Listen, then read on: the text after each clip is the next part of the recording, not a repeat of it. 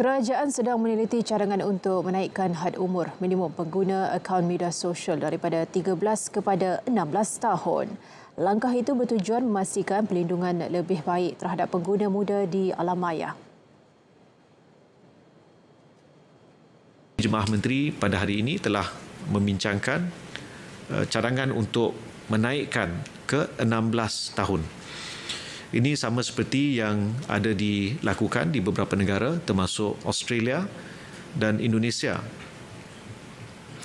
Cara had umur ini akan dikuatkuasakan adalah melalui pendaftaran berdasarkan dokumen rasmi kerajaan seperti MyCard, pasport dan juga My Digital ID.